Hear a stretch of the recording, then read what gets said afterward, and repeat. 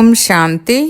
March 16వ తారీఖు 2025. అవ్యక్త BapDada revise course 5-3-2004 మధువనము.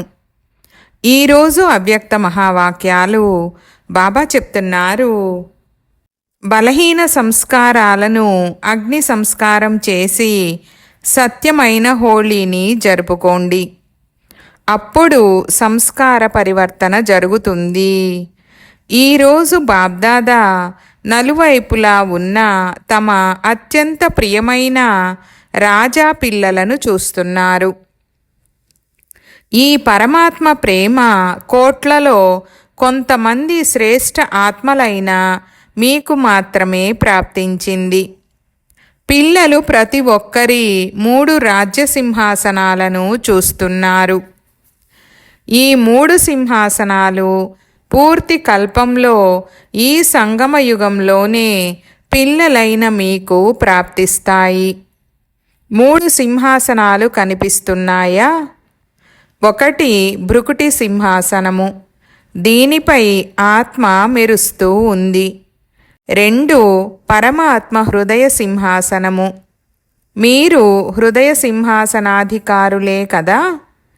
3 భవిష్య విశ్వసింహాసనము, హృదయ సింహాసనాధికారిగా అవ్వడం ద్వారా అందరికంటే భాగ్యశాలురుగా అయిపోయారు. ఈ పరమాత్మ హృదయ సింహాసనము భాగ్యశాలి పిల్లలైన మీకు మాత్రమే ప్రాప్తించింది. భవిష్య విశ్వరాజ్య సింహాసనమైతే ప్రాప్తి అవ్వాల్సిందే. కానీ అధికారులుగా ఎవరవుతారు? ఈ సమయంలో స్వరాజ్య అధికారులుగా అయ్యేవారే అవుతారు. స్వరాజ్యం లేదంటే విశ్వరాజ్యం కూడా లేదు.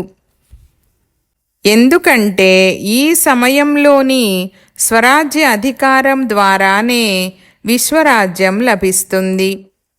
విశ్వరాజ్యం యొక్క అన్ని సంస్కారాలు ఈ సమయంలోనే తయారవుతాయి. మరి ప్రతి ఒక్కరూ స్వయాన్ని సదా స్వరాజ్య అధికారిగా అనుభవం చేస్తున్నారా? మీ భవిష్య రాజ్యం యొక్క గాయనం ఏదో తెలుసు కదా. ఒకే ధర్మము, ఒకే రాజ్యము, లా అండ్ ఆర్డర్, సుఖము, శాంతి, సంపదతో సమృద్ధిగా ఉండే రాజ్యము. ఇవన్నీ గుర్తుకొస్తాయి కదా. ఎన్నిసార్లు స్వరాజ్యము మరియు విశ్వరాజ్యము చేశారు? ఎన్నిసార్లు చేశారో గుర్తుందా? స్పష్టంగా గుర్తుకొస్తోందా? లేకుంటే గుర్తు చేసుకుంటే గుర్తుకొస్తుందా? నిన్న రాజ్యం చేశారు మరియు రేపు రాజ్యం చేయాలి. ఇంత స్పష్టమైన స్మృతి ఉందా? ఎవరైతే ఇప్పుడు సదా స్వరాజ్య అధికారిగా ఉంటారో ఆ ఆత్మకే ఈ స్పష్టమైన స్మృతి ఉంటుంది. మరి మీరు స్వరాజ్య అధికారులేనా? సదా ఉన్నారా లేక అప్పుడప్పుడు ఉన్నారా? ఏమంటారు? సదా స్వరాజ్య అధికారులుగా ఉన్నారా? ఇది డబల్ విదేశీయుల టర్న్ కదా. మరి మీరు సదా స్వరాజ్య అధికారులుగా ఉన్నారా? పాండవులు సదా ఉన్నారా? సదా ఉన్నారా అని అడుగుతున్నాను. ఎందుకు?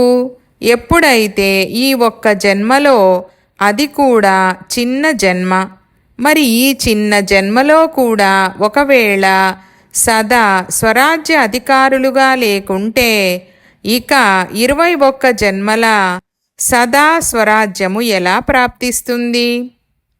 21 జన్మలు రాజ్య అధికారిగా అవ్వాలా లేక అప్పుడప్పుడు అవ్వాలా? ఏదిష్టము? సదా అవ్వాలా? సదా భుజాలైనా ఊపండి, మంచిది. 21 జన్మలు రాజ్యాధికారిగా అవ్వాలా? రాజ్య అధికారి అనగా రాయల్ పరివారంలోని వారు కూడా రాజ్యాధికారులే. సింహాసనంపై అయితే కొంతమందే కూర్చుంటారు కదా. కానీ అక్కడ సింహాసనాధికారికి ఎంత స్వమానం ఉంటుందో అంతగానే రాయల్ పరివారానికి కూడా ఉంటుంది. వారిని కూడా రాజ్యాధికారులని అంటారు. కానీ ఆ లెక్కకు కూడా ఇప్పటితోనే సంబంధముంది. ఇక్కడ అప్పుడప్పుడు ఉంటే అక్కడ కూడా అప్పుడప్పుడే ఉంటుంది. ఇప్పుడు సదా ఉంటే అక్కడ కూడా సదా ఉంటుంది.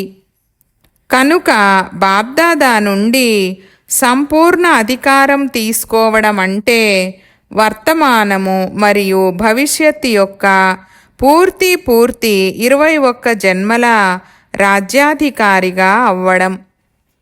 మరి డబల్ విదేశీయులు పూర్తి అధికారాన్ని తీసుకునేవారా లేక సగం లేక కొద్దిగా తీసుకునేవారా? పూర్తి అధికారాన్ని తీసుకోవాలా? పూర్తిగా ఒక్క జన్మ కూడా తక్కువ కాకూడదు. మరి ఏం చేయాల్సి వస్తుంది? బాబ్దాదా అయితే పిల్లలు ప్రతి ఒక్కరిని సంపూర్ణ రాజ్యాధికారిగా తయారు చేస్తారు. అయ్యారు కదా, పక్కానా? లేకుంటే అవుతామో లేదో అనే ప్రశ్న ఉందా? అవుతామో లేదో అనే ప్రశ్న అప్పుడప్పుడు తలెత్తుతుందా? అవ్వాల్సిందే కదా, పక్కానా? అవ్వాల్సింది అని భావించేవారు చేతులెత్తండి. అవ్వాల్సిందేనా? మంచిది. వీరందరూ ఏ మాలలో మణులుగా అవుతారు? 108 మాలలోనా? ఇక్కడికి ఎంతమంది వచ్చారు? అందరూ 108లో వస్తారా? కానీ ఇక్కడైతే 1800 మంది ఉన్నారు. అయితే 108 మాలను పెంచేద్దామా? మంచిది. 16,000 మాల మంచిగా అనిపించదు.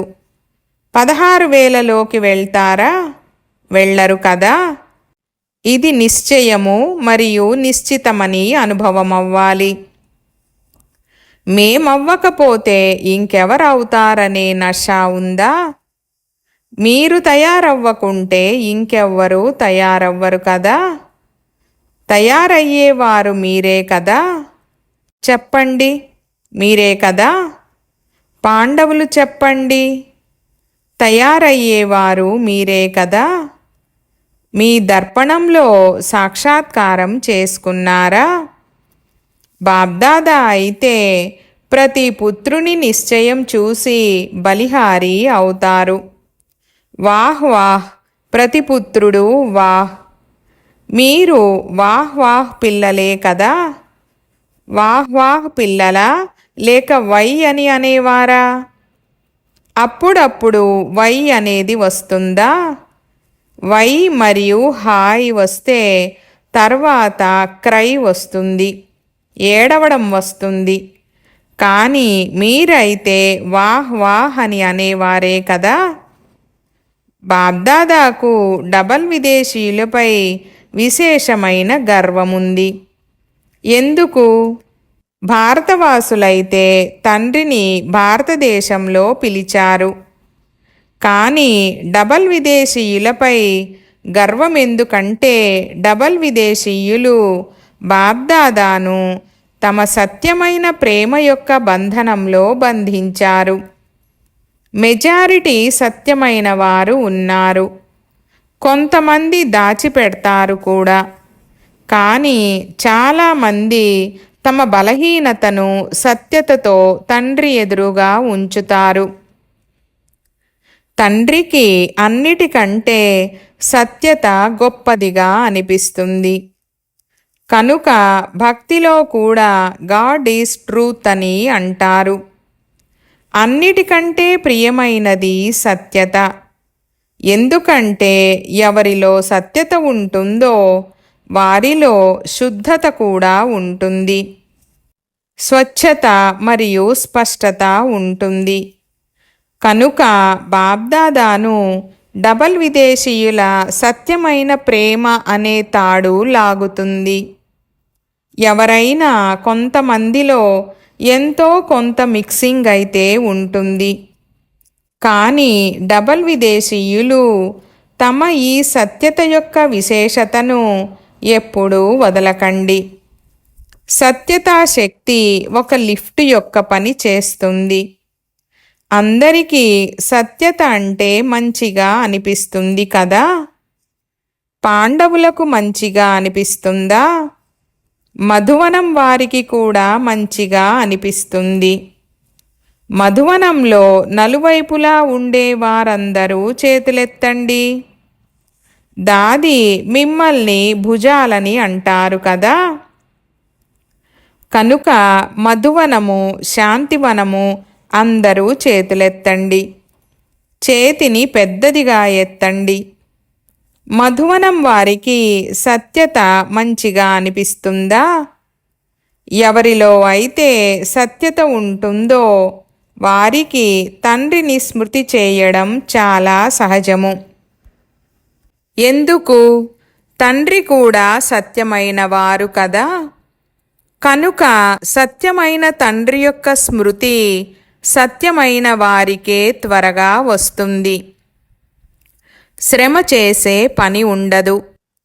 ఒకవేళ ఇప్పుడు కూడా స్మృతి చేయడంలో శ్రమ అనిపిస్తే సూక్ష్మంగా సంకల్పమాత్రంలో, స్వప్నమాత్రంలో ఎంతో కొంత సత్యత తక్కువగా ఉందని అర్థం చేసుకోండి.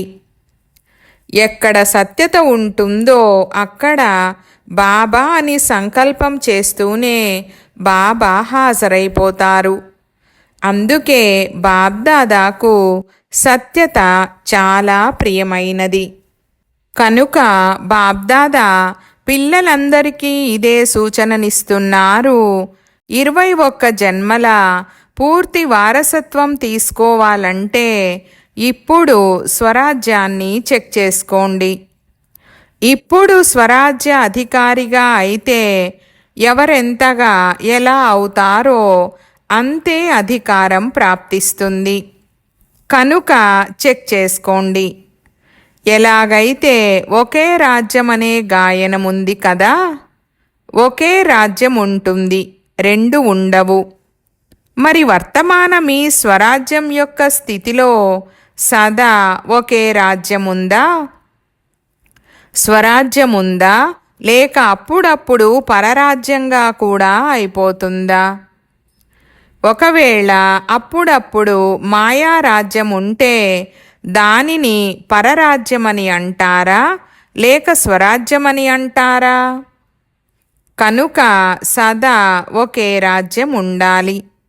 పరాధీనులుగా అయితే అవ్వడం లేదు కదా. అప్పుడప్పుడు మాయారాజ్యము, అప్పుడప్పుడు స్వరాజ్యము ఉంటే సంపూర్ణ వారసత్వము ఇప్పుడింకా ప్రాప్తి అవుతూ ఉంది. అవ్వలేదు కానీ అవుతూ ఉందని అర్థం చేసుకోండి. కనుక సదా ఒకే రాజ్యం ఉందా అని చెక్ చేసుకోండి. ఒకే ధర్మము. ధర్మము అనగా ధారణ. విశేషమైన ధారణ ఏది? పవిత్రత. కనుక ఒకే ధర్మము అనగా సంకల్పము. స్వప్నంలో కూడా పవిత్రత ఉందా? సంకల్పంలో లేక స్వప్నంలో కూడా ఒకవేళ అపవిత్రత యొక్క నీడ ఉన్నా దానిని ఏమంటారు? ఒకే ధర్మమున్నట్లా? పవిత్రత సంపూర్ణంగా ఉన్నట్లా? కనుక చెక్ చేసుకోండి. ఎందుకంటే సమయం వేగంగా వెళ్తోంది.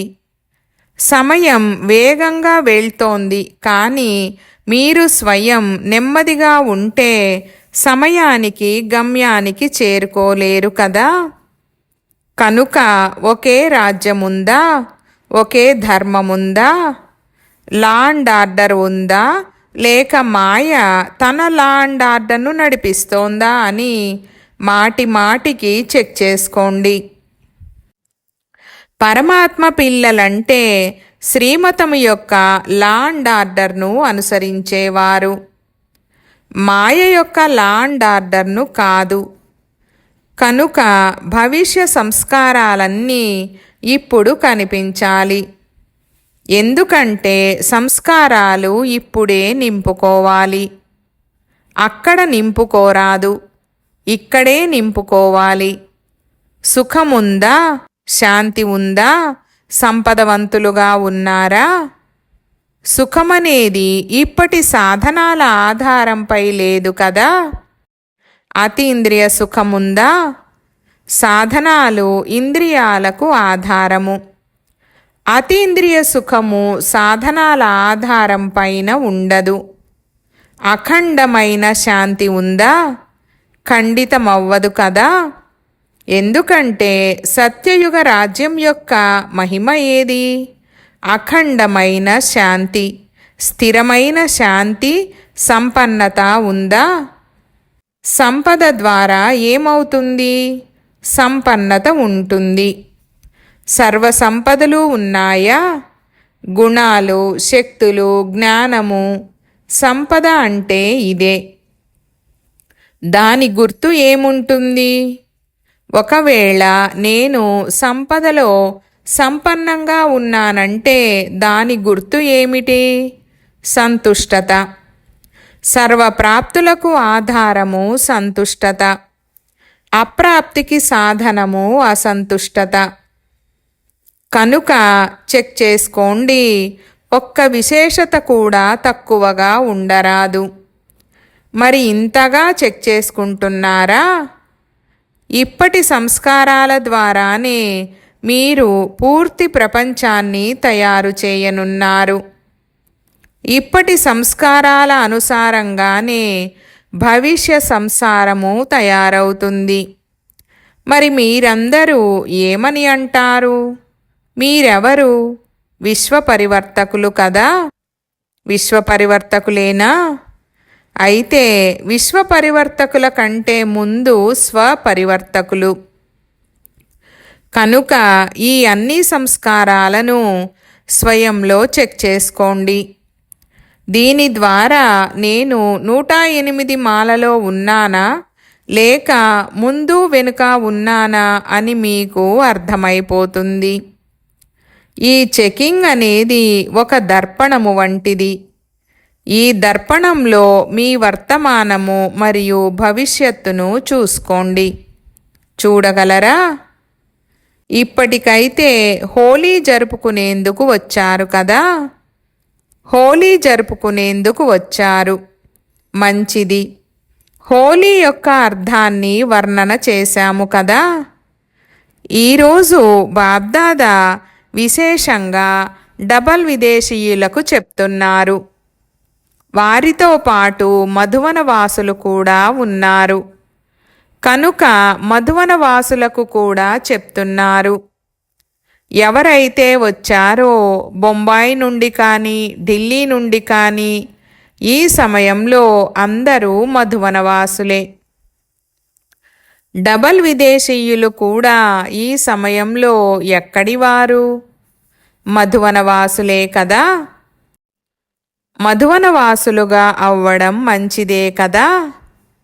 కనుక పిల్లలందరూ ఇక్కడ ఎదురుగా కూర్చున్నవారు గాని నలువైపులా తమ తమ స్థానాలలో కూర్చున్న వారిలో గాని బాబ్దాదా ఒక పరివర్తనను కోరుకుంటున్నారు. మీకు ధైర్యముంటే బాబ్దాదా చెప్తారు, ధైర్యముందా, ధైర్యముందా, ధైర్యముందా, చెయ్యాల్సి వస్తుంది. అంతేగాని చేతులెత్తేసినాము అయిపోయిందని కాదు. చేతులెత్తడం చాలా మంచిదే, కానీ మనసు యొక్క చేతిని ఎత్తండి. ఈరోజు కేవలం స్థూలమైన చేతిని ఎత్తకండి, మనసు యొక్క చేతిని ఎత్తండి. డబల్ విదేశీయులు సమీపంలో కూర్చొని ఉన్నారు కదా. సమీపంగా ఉన్న వారికి మనసులోని మాటలు వినిపించడం జరుగుతుంది. మెజారిటీ అందరికీ బాబ్దాదా పైన, సేవ పైన చాలా మంచి ప్రేమ ఉంది. తండ్రి ప్రేమ లేకుండా కూడా ఉండలేరు, సేవ లేకుండా కూడా ఉండలేరు. ఈ సర్టిఫికేట్ చాలా మందిది బాగుంది. బాబ్దాదా నలువైపులా చూస్తారు. కానీ అనేది వచ్చేసింది. చాలామంది నుండి ఏ ధ్వని వస్తుందంటే ఏదో ఒక పాత సంస్కారము వద్దనుకున్నప్పటికీ ఆ పాత సంస్కారము ఇప్పటి వరకు కూడా ఆకర్షిస్తూ ఉంది. మీరు హోలీ జరుపుకునేందుకు వచ్చారు కనుక హోలీ అంటే గడిచిపోయిందేదో గడిచిపోయింది, గతం గతః.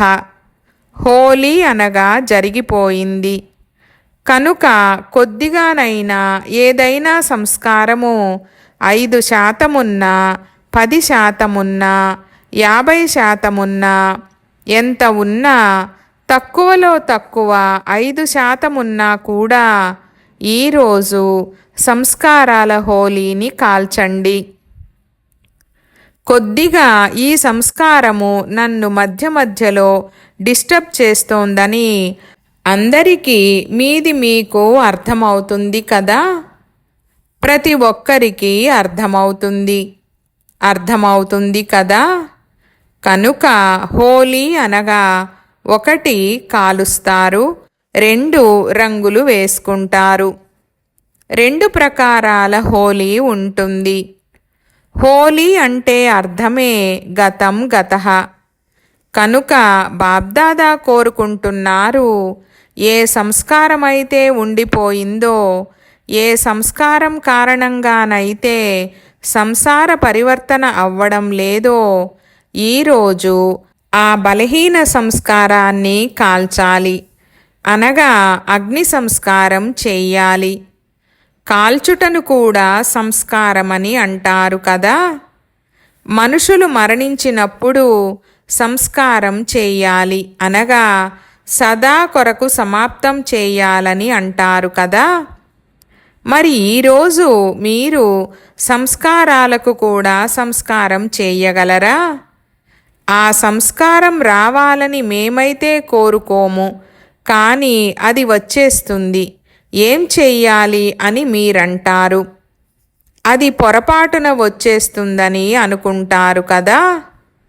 ఒకవేళ ఎవరికైనా ఇచ్చేసిన వస్తువు పొరపాటున మీ వద్దకు వస్తే ఏం చేస్తారు? సంభాళించి బీరువాలో పెట్టుకుంటారా? కనుక ఒకవేళ అది వచ్చినప్పటికీ మనసులో పెట్టుకోకండి. ఎందుకంటే మనసులో తండ్రి కూర్చొని ఉన్నారు కదా. తండ్రితో పాటు ఒకవేళ ఆ సంస్కారాన్ని కూడా పెట్టుకుంటే అది మంచిగా అనిపిస్తుందా? అనిపించదు కదా. కనుక ఒకవేళ పొరపాటున వచ్చేసినా కూడా మనసు నుండి బాబా బాబా బాబా అని అనండి. అంతే, అది సమాప్తమైపోతుంది. దానికి బిందువు పడిపోతుంది. బాబా ఎలా ఉన్నారు? బిందువు. కనుక బిందువు పడిపోతుంది. అయితే మీరు మనసు నుండి చెప్పినప్పుడే అలా జరుగుతుంది. అలా కాకుండా ఊరకే బాబా మీరు తీసేసుకోండని మీ అవసరానికి స్మృతి చేస్తారు. దానినైతే మీ వద్దనే ఉంచుకుంటారు. కానీ పైకి మాత్రం తీసేసుకోండని అంటారు. అప్పుడు ఎలా తీసుకోవాలి? మీ వస్తువును ఎలా తీసుకోవాలి? ఇది మా వస్తువు కాదని మొదట మీరు భావిస్తే అప్పుడు తీసుకుంటాను. అలా ఇతరుల వస్తువును ఎలా తీసుకుంటాను? కనుక ఏం చేస్తారు? హోలీ జరుపుకుంటారా? హోలీ అంటే గడిచిపోయింది. మేము దృఢ సంకల్పం చేస్తున్నామని ఎవరైతే భావిస్తున్నారో వారు చేతులెత్తండి. మీరు మాటిమాటికి దానిని తొలగిస్తే అది తొలగిపోతుంది. లోపల ఉంచుకోకండి. ఏం చెయ్యాలి, ఎలా చెయ్యాలి, ఇది తొలగిపోవడం లేదని అనుకోకండి. తొలగించాల్సిందే. దృఢ సంకల్పం చేస్తారా? ఎవరైతే చేస్తారో వారు మనసు నుండి చేతులెత్తండి. ఊరకే బయట నుండి కాదు, మనసు నుండి ఎత్తండి. కొంతమంది ఎత్తడం లేదు, మీరు ఎత్తడం లేదు, అందరూ ఎత్తారు. చాలా మంచిది. శుభాకాంక్షలు, శుభాకాంక్షలు. ఒకవైపు అడ్వాన్స్ పార్టీ వారు బాబ్దాదాను ఎప్పటి వరకు ఎప్పటి వరకు ఎప్పటి వరకు అని మాటిమాటికి ప్రశ్నిస్తున్నారు. రెండవ వైపు ప్రకృతి కూడా ఇప్పుడు పరివర్తన చేయండని తండ్రికి అర్జీ పెడుతోంది. బ్రహ్మాబాబా కూడా పరంధామం యొక్క గేటు ఎప్పుడు తెరుస్తారని అంటున్నారు. మీరు తోడుగా వెళ్ళాలి కదా, ఇక్కడే ఉండిపోరాదు కదా. తోడుగా వెళ్తారు కదా, తోడుగా గేటు తెరుస్తారు కదా. భలే తాళం చెవిని బ్రహ్మాబాబా తిప్పుతారు. కానీ మీరందరూ తోడుగా అయితే ఉంటారు కదా. కనుక ఇప్పుడీ పరివర్తన చేసుకోండి.